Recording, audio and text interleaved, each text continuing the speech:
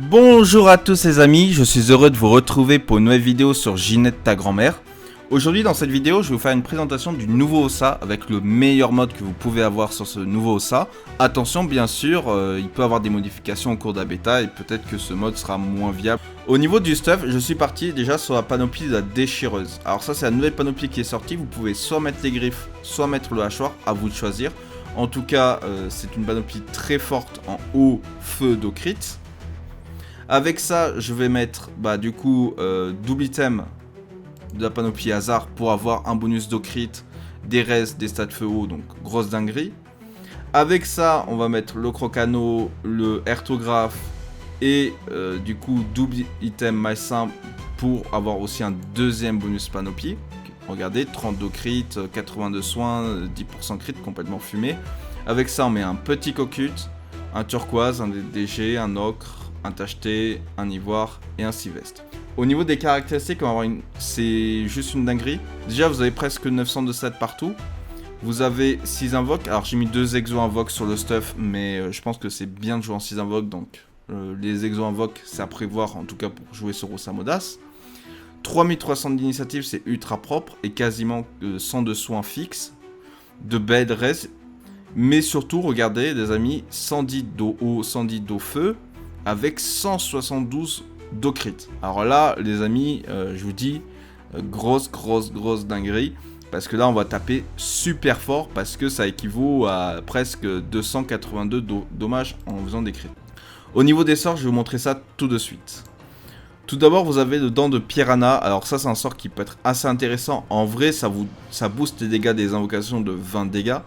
Ça peut soit faire du vol de vie en ciblant l'adversaire, ou vous soignez vous, donc c'est un sort très utile, j'aime beaucoup ce sort, parce qu'en vrai, ça permet de, si vous jouez Domac par exemple, de pouvoir tempo un Domac avec du soin, ou en tout cas vous soigner, ça c'est super fort.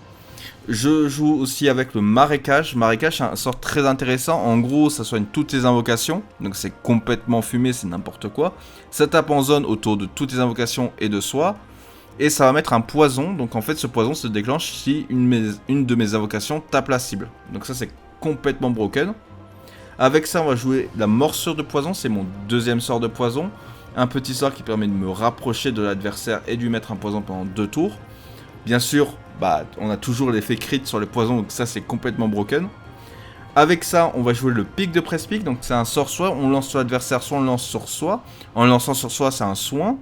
Et si jamais on subit des dégâts, ou une de mes invocations subit des dégâts, l'adversaire va prendre à la fin de son tour 24 à 27 dégâts. Donc ça c'est complètement broken, en fait vous pouvez simplement cibler sur vous, vous soigner, et si l'adversaire vous tape, l'adversaire va prendre des dégâts, c'est n'importe quoi, et pareil on peut toujours crit avec ce sort, donc le stuff de crit feu haut est complètement broken.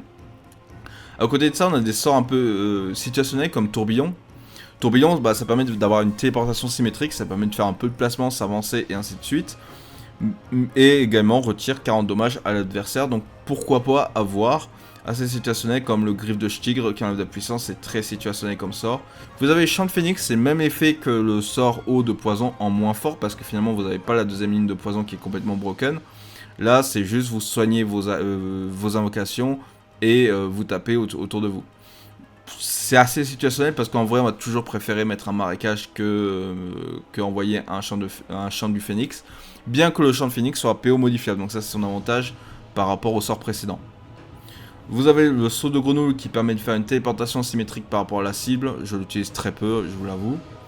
Ensuite, au niveau des sorts utilitaires, on va utiliser le relais spirituel. Le relais spirituel, c'est un sort que j'aime beaucoup. Ça permet en fait d'échanger de place avec une invocation, donc ça permet à l'Ossa Modas d'avoir une très bonne mobilité. À côté de ça, on va jouer les 2 sorts utilitaires, bénédiction animale, qui permet de soigner ces invocations et d'augmenter leur vitalité max. Donc c'est un sort très utile pour aider à vos invocations à tanker. Vous avez la communication animale qui permet de partager des dégâts entre vos invocations, qui est complètement fumée et vous permet de gagner aussi 2 invocations, donc ça rend un peu vos invocations presque intuables, donc ça c'est super fort. À côté de ça, on a le fouet, donc l'effet du fouet c'est repousse à cible, donne 1 PM à une invocation si vous ciblez une invocation. Vous avez le martinet c'est un effet un peu différent, ça attire les invocations vers la cible, et si les invocations sont à portée de l'adversaire, elles vont le taper. C'est un sort qui peut faire assez mal. Ensuite, on va se concentrer aux invocations qu'on va utiliser majoritairement. le Scarfoudre et le Cracolos, bien que le Cracolos soit intéressant parce qu'il peut donner 10% raise à tout le monde, y compris les invocations, c'est quand même fumé, et le Scarfoudre peut donner 300 de shield. On va majoritairement utiliser le Dragonnet, qui est une invocation qui tape assez fort. Le Crapino, qui va mettre des petits poisons, faire des dégâts à distance, qui est assez sympa. Le Croléreux est complètement broken. Il peut retirer d'épée à l'adversaire, mais surtout, alors là c'est complètement broken, il va taper en zone et nous donner un shield un peu comme le rempart de Feka, donc ça c'est complètement fumé.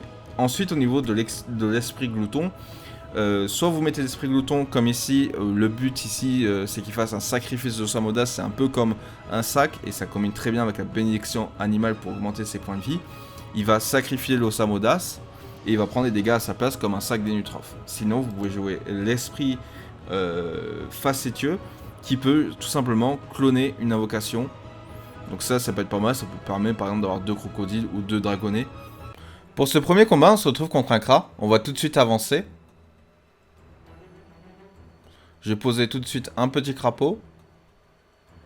Je vais poser un esprit glouton et un croléreux. Je vais avancer mon crapaud avec le fouet. Avec le crocoléreux, je me donne du shield. Avec celui-ci, je vais créer des illusions. Alors, est-ce que je vais avoir le temps? Oui, parfait. Comme ça, on bloque la EDV. Et là, on va pouvoir taper le Kra. Nickel, on va le mettre juste ici pour un peu bloquer la EDV, la ligne devant nous.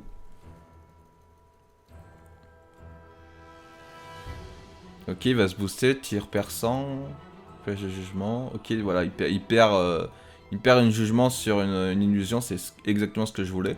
Là, je donne un peu de vita à mon crocodile et à mon esprit glouton. Et là, on va pouvoir venir l'harceler directement avec les invocations. Bien sûr, on a mis un pic de presse-pic, c'est-à-dire que si le crâne tape une de mes invocations ou l'ossa, il va prendre des dommages de poison en fin de tour. Ici, je vais encore remettre le shield avec le crocodile. Je mets un petit sacrifice avec l'esprit. Et là, ça va être compliqué de me mettre des dégâts parce que j'ai à la fois le rempart du crocodile, à la fois le sacrifice de l'invocation. Ok, du coup, il va juste taper mes... Voilà. Ok, il a mis un coup. J'ai esquivé un coup. Là, on va tout de suite lui mettre une morsure de serpent. On repose une invocation. On va mettre un marécage pour mettre un poison eau qui se déclenche au dégât d'une invocation. Et on va lui mettre un pic de presse-pic. Comme ça, s'il tape une de mes invocations au Osamodas, il prendra du poison. Là, en fait, le poison est complètement posé. Là, ça va faire très très mal. Là, je vais pouvoir retirer quelques PA. Ok, il n'y en a qu'un seul qui est passé. Et il prend 1000 dégâts de poison. Je crois que c'est assez cuit pour lui. Et ok, il me met une flèche de jugement, une flèche empoisonnée. Mais là, voilà, il prend encore 500 de poison à la fin de son tour à cause du pic de presse-pic. Il met un coup d'âge 1358. Et là, c'est finito. On finit le combat très facilement. Cette fois-ci, on se retrouve contre un Ekafip Odocrit. On va voir un peu ce que ça donne contre cette classe qui est quand même assez fumée. Est-ce qu'il va nous rush tout de suite ou pas? Je sais pas. En vrai, ça serait intelligent de... Ah, il aurait dû nous rush, je pense. Il n'a pas assumé. Parce que là, nous, bon, on va rester au fond, tranquille, on pose juste notre jeu. Hein. De toute façon, Osamodas, on laisse tranquille, bah ok, bah très bien, bah on va poser notre jeu et c'est tout. Hein. Avec le crocodile, on met le rempart. On met quelques illusions pour bloquer la EDV. Là, c'est assez fort de mettre ces petites illusions, ça bloque la EDV, il va être obligé de gâcher des PA pour enlever l'illusion. Ok, infortune, carrément. Et là, bah, il reste plus grand chose pour nous taper.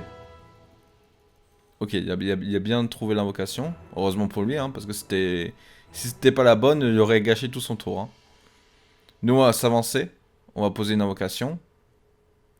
On va... Alors, j'aurais dû mettre le pic de presse-pic sur lui, ça revenait au même. Hein. On va mettre un marécage. Et on lui met aussi une petite morceau de serpent pour commencer à lui mettre un premier poison qui dure 2 tours. Là, on va se protéger avec un rempart et on retire 3 PA. Regardez comment c'est fumé. Ici, je vais sacrifier l'Osamodas.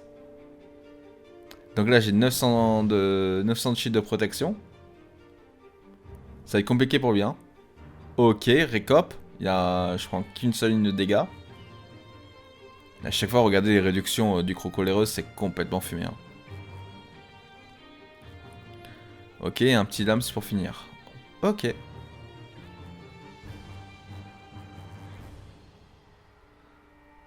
Alors, on va y remettre une morsure de serpent. Comme ça, il y aura double poison. On y met un marécage. On y met un pic de presse-pic. Il nous reste 2 PA. Je vais mettre un petit fouet à 430. Pour 2 PA, c'est complètement fumé. On tape un peu avec les invocations. Est-ce qu'il va perdre encore beaucoup de PA? Moins 1, ok. Et 917 de poison. Et encore, à la fin de son tour, s'il me tape, il reprend encore du poison feu hein, avec le pic. Hein. Regardez comment c'est fumé. Hein. Ok, bien mon cac, bonne étoile, pourquoi pas. Et là, je suis quasiment full vita. Hein. Récop. Un peu pas fou son récop. Hein. On remet... Alors, on va booster les dégâts des invocations et ses dégâts à soi. Marécage. On lui remet une morsure de serpent. Et normalement, là, on le termine tous les jours. Il prend au moins 1000 dégâts de poison. Et là, il lui reste plus grand chose en point de vie. Hein. Et voilà. Pour ce troisième combat, on se retrouve contre un autre Ossa Modas. Il va jouer feu. Donc il va jouer le Phoenix. Bien que je préfère le Dragonnet plutôt que le Phoenix. Mais pourquoi pas. Lui, il va jouer du coup l'autre esprit qui permet de cloner une invocation. Ce qui est pas mal. Donc il va avoir DT1 de Phoenix. Ce qui est assez fort. Nous, on va jouer le Domakuro. Parce que finalement, on est sur une map super distance. Donc autant en profiter. Je vais aussi tout de suite poser mon jeu. De toute façon, là, pour le moment, le but, c'est de venir tuer un peu toutes ces invocations. Et on va mettre un esprit de presse-pic en fin de tour. Comme ça, si les invocations me tapent, moi ou une invocation, elles vont prendre un petit poison. Ok, on va pouvoir taper un petit peu tout ce qui bouge. C'est très bien. Tour d'Ossa Modas adverse de jouer. De toute façon, c'est un jeu de terrain. Au début, ça serait bien de clean un peu ces phoenix. De temps de proc le domac, ça serait juste génial. Il met une petite bénédiction animale pour booster la vitalité de ses invocations pour qu'elle devienne beaucoup plus dure à tuer. Et on voit qu'il prend un petit poison feu là du pic de presse-pic, c'est toujours bien, toujours bon à prendre. On voit qu'il focus aussi bien mes invocations, mais ce qui est bien, c'est que le crocoléreux finalement, il se met du shit, donc il tank plutôt bien. Hein. Ok, donc nous on va mettre une communication animale, un pic de presse-pic.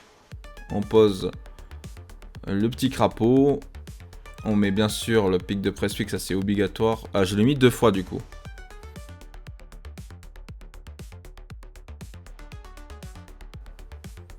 Il faut soigner le temps de proc le domac.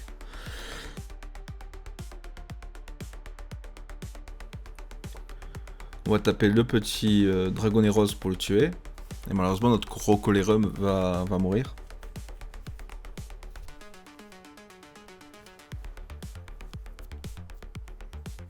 Ok, lui aussi joue pic de presse-pic. De toute façon, c'est un très fort, un sort très puissant quand même. Hein. Et là, on voit que voilà, il va essayer de cloner un troisième phoenix, ce qui serait complètement abusé. Il joue la toison d'or. Toison d'or, c'est un sort qui est assez intéressant, qui donne du shield à ses invocations. On n'a pas ça sur le set feu haut. Mais c'est vrai qu'autrement, sur d'autres voies élémentaires, ça peut être très fort. Comme je vous en ai parlé avec le sort de Scarfell là, qui donne 300 de shield, combiné à la toison qui en donne 300, plus un crackler qui donnerait 10%, on pourrait faire un truc assez dingue en terre air au ça.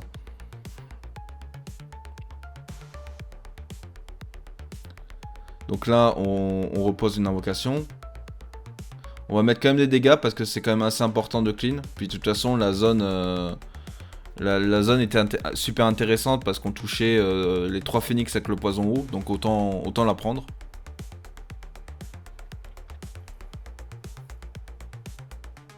On met quelques bons petits dégâts avec les invocations. Le but c'est de prendre avantage du terrain.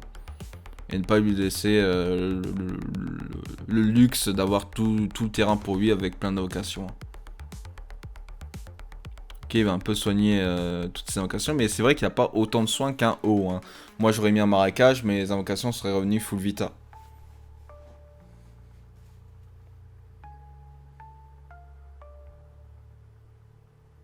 Donc ok, ils tapent, mais ils vont prendre le pic de presse-pic en fin de tour. Donc 450 dessus, c'est complètement broken.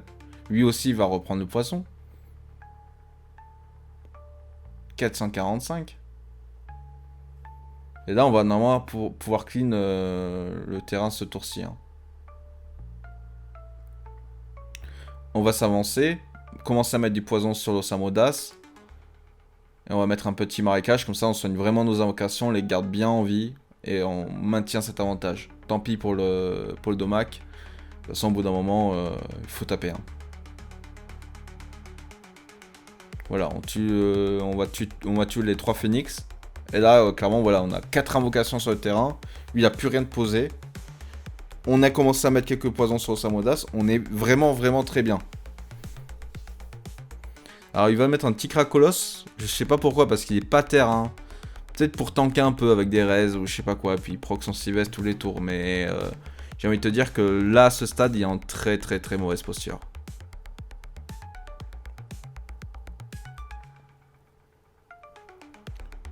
Alors, nous on va taper en zone.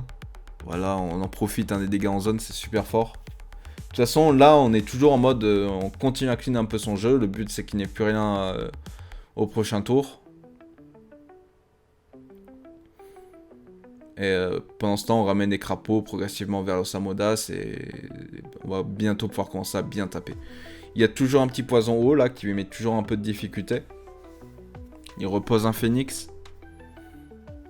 Mais il pourra pas faire grand chose de plus. Hein. Voilà, il essaie de mettre quelques dégâts, mais bon. On tank, hein.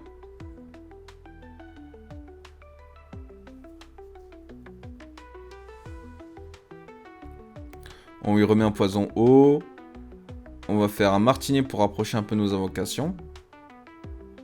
Et avec une petite bénédiction pour la fin. De toute façon, là, on n'a rien d'autre à faire que taper Phoenix ex Crapaud. Puis là, voilà, on va commencer à mettre la pression sur Osamodas. On voit qu'il commence à perdre beaucoup de points de vie.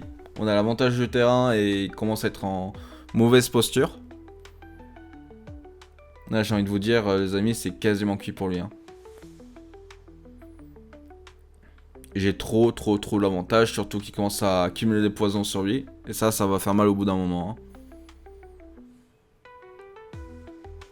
Ok, pic de presse-pic plus proc domac. Ok, il abuse un peu du soin, mais bon.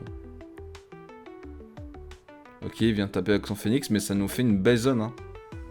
Là, en fait, on a un petit placement avec le tourbillon. Regardez, on peut échanger de place avec le phénix. Comme ça, on prend la zone marécage pour taper l'invocation et l'Osamodas en même temps.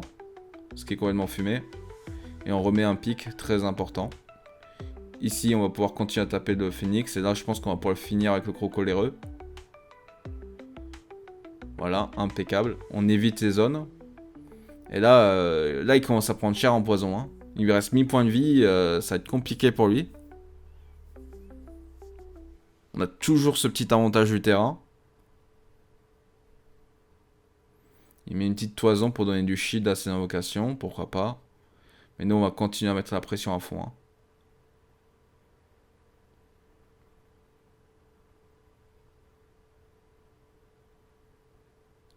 Ici, voilà, on remet un marécage. On continue à lui mettre full pression.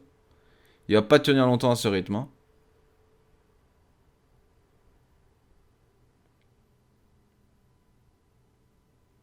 Et voilà, là, on va le terminer au poison. GG à lui.